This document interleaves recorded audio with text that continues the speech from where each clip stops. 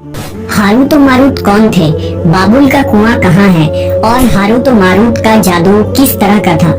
हजरत इदरीस अलैहिस्सलाम के जमाने में एक मर्तबा आसमान और जमीन के दरमियान से पर्दों को हटा दिया गया तो फरिश्तों ने जमीन में आबाद इंसानों को देखकर ताज्जुब किया और बोले, या रब्बुल आलमीन, हम तो गुनाह के करीब भी नहीं जाते, जबकि ये बनी आदम गुनाहों में इतने मुब्तला हैं। अगर हम उनकी जगह होते तो कभी तेरी नाफरमानी न करते।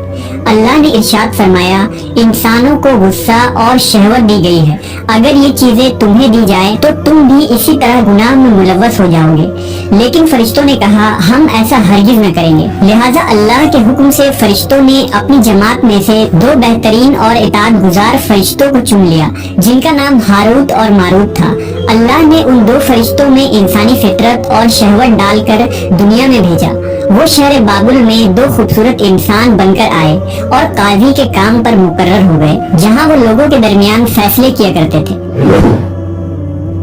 एक दिन उनके पास एक औरत अपना मुकदमा लेकर आई और कहा कि उसका शौहर उसे बहुत परेशान करता है। हारूत और मारूत ने जब उस औरत को देखा तो वो उसकी खूबसूरती और हुस्न से मरऊब हो गए और उस पर आशिक हो गए। उन्होंने उस औरत से जिना की ख्वाहिश की तो औरत ने उनसे कहा, तुम्हारी ये ख्वाहिश मैं तभी पूरी करूंगी जब तुम बुत की पूजा करो, शराब पियो या मेरे खाविंद को कत्ल कर दो।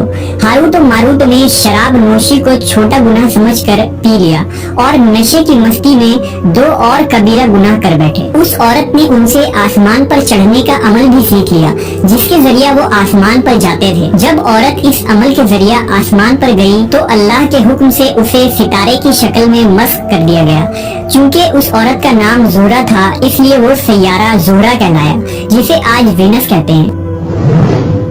इस गुनाह की वजह से हारूत और मारूत खुद वो इसमें आजम भूल गए, जिसे पढ़कर वो आसमान पर जाते थे और बतौर सजा उन्हें बाबुल के एक कुएं में उल्टा लटका दिया गया, जहाँ वो ता क़यामत यूं ही कैद रहेंगे।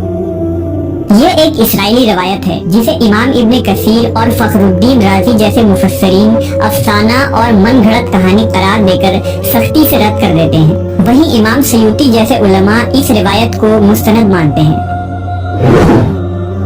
हारूत और मारूत और चाहे बाबुल के सिलसिले में एक और रिवायत कसरत से बयान की जाती है, जिसके मुताबिक एक जमाना ऐसा था जब शहर बाबुल रुए जमीन पर तहजीब और तमद्दुन का मरकज था। यहाँ के लोग बातिल खुदा की परस्तिश किया करते थे। ये लोग अपनी किस्मत उनसे वाबस्ता समझते थे, इसलिए इल्म नजूम और इल्म फल्कियात में बड़े माहिर थे। उनके बुत कदों में सितारों की पूजा की जाती थी।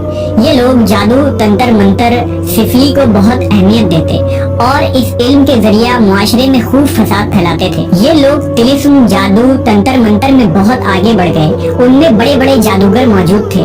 उनकी तारीखी किताबों में जगह जगह जादू और तंत्र मंत्र ही नजर आता है। उनका जादू दूर दूर तक मशहूर था। मुख्तसर ये कि उस शहर का बाशिंदा होना ही जादूगर होने की अलामत थी।